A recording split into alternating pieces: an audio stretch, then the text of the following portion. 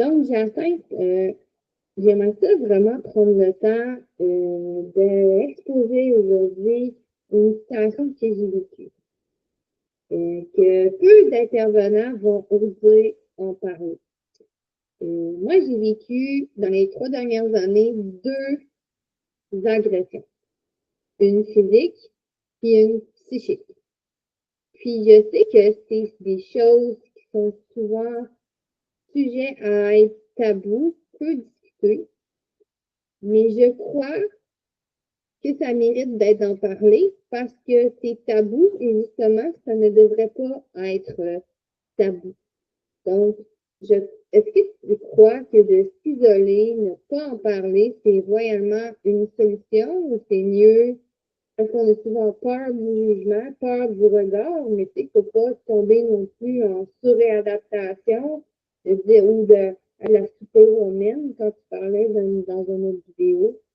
Oui. Comment on fait pour, comme intervenant, de passer à travers tout ça, la peur du jugement, la peur du regard des autres? Parce que, tu sais, on a fait le choix, en faisant cette formation-là, de, on a fait le choix de se mettre à risque de vivre des agressions. Toi, qu'est-ce que tu aurais à dire par rapport à ça? Il faut vraiment, c'est important de consulter. Puis souvent, quand on est intervenant, la difficulté, c'est justement de se dire, ben voyons, j'ai les outils, je devrais savoir quoi faire, pourquoi ça m'est arrivé.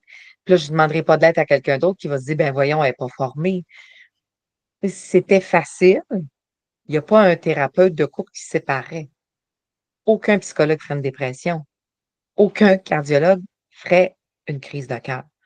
Donc, il faut arriver comme intervenant à accepter qu'on est humain, à faire preuve d'autocompassion.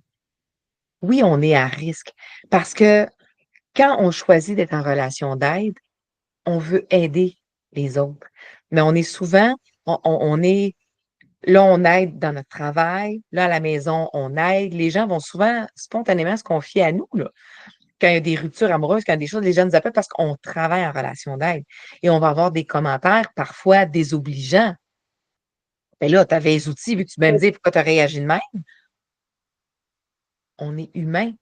On peut figer à n'importe quel moment. C'est important de regarder on est où dans notre posture. Et si c'était facile, tout le monde le ferait. Mhm. D'accepter que c'est difficile, de faire un petit pas. Ça va être quoi le premier petit pas et d'aller chercher de l'aide. D'accepter qu'on n'est pas infaillible. C'est pas parce qu'on est un intervenant qu'on est à l'abri de tout, comme tu disais. On est un humain en premier.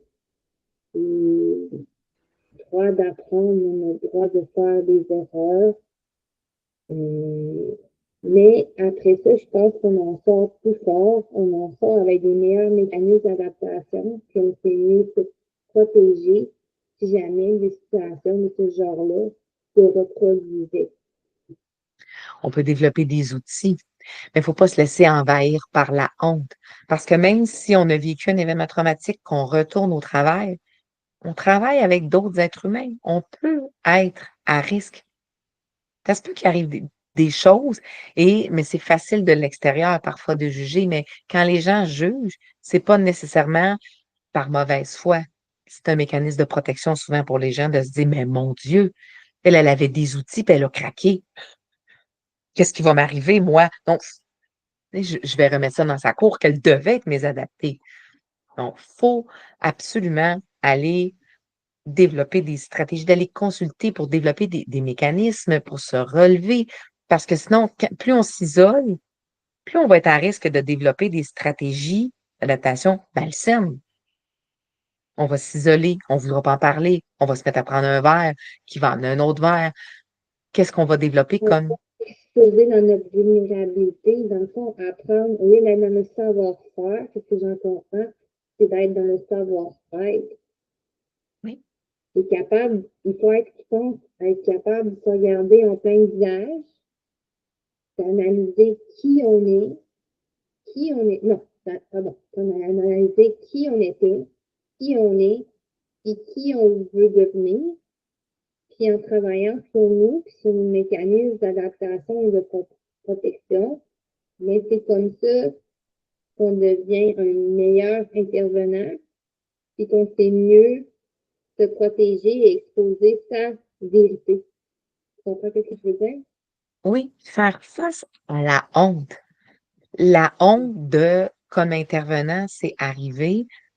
Brené Brown, qui a travaillé beaucoup sur la honte, qui a écrit plusieurs livres, dans Oser avec audace, ce qu'elle nomme notamment, c'est que l'antidote à la honte, c'est la vulnérabilité. Et là, je me souviens plus l'autre personne qui rajoutait et l'autocompassion, de D'être son meilleur s'accueillir. ami. Oui, de s'accueillir dans nos vulnérabilités, d'apprendre à connaître nos zones de vulnérabilité. D'être à l'écoute, quand je disais d'être à l'écoute de la posture, de qu'est-ce qui est en train de se passer dans la relation, qu'est-ce qui vient me chercher dans ça. Tu sais, quand on parle du fameux contre-transfert, est-ce qu'il y a des clientèles? Est-ce qu'à un moment donné, j'ai plus des zones de fragilité? Est-ce qu'à un moment donné, oui, je me sens glisser avec un client en particulier plus vers la sympathie? Donc, je vois pas, je suis moins en mesure de me protéger.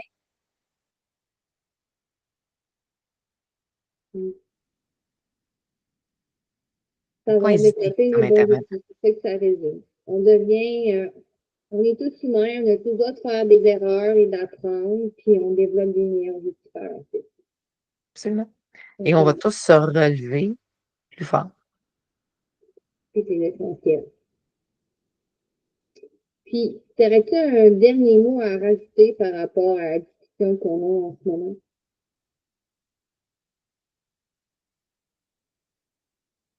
J'ai l'impression que je vais repartir pour un 20 minutes si je repars encore. On t'écoute. Mais comme mot de la fin, tu sais, je dirais, je te disais, c'était éloquent le titre de Pascal Brion, mais c'est important d'entretenir notre vitalité d'aidant, puis je dirais notre capacité d'émerveillement. Et de se rappeler de notre pourquoi on veut être intervenant. Est-ce que je n'ai pas compris? De se rappeler de notre pourquoi à la base on a décidé de faire cette belle profession. Absolument. Absolument. Moi, je dis toujours que c'est le plus beau métier du monde, mais il y avait quelque chose qui nous attirait vers ça. On était curieux de l'être humain, donc comment préserver, nourrir ça? On était curieux ou on était dans nos blessures, dans nos syndromes du sauveur? C'est la question à se poser aussi. C'est ça. Mais faut apprendre à s'observer parce que plusieurs personnes, effectivement, vont aller étudier pour avoir des connaissances en voulant se traiter. Ça va être aussi la difficulté comme intervenant quand on est en fatigue de compassion ou quand on est en syndrome vicariant ou quand on est en épuisement professionnel de pour vouloir aller consulter un autre professionnel en se disant, ben là, je les ai, les outils, je vais juste faire une formation de plus, ça va aller mieux.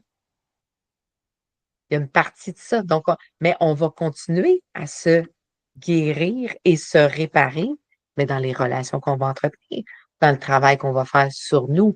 Puis des fois, on a besoin de quelqu'un d'objectif. Comme on n'est pas la meilleure éducatrice pour nos enfants, on n'est pas la meilleure intervenante pour nous. Tellement bien dit. Merci, Jacinthe. Ça me fait plaisir.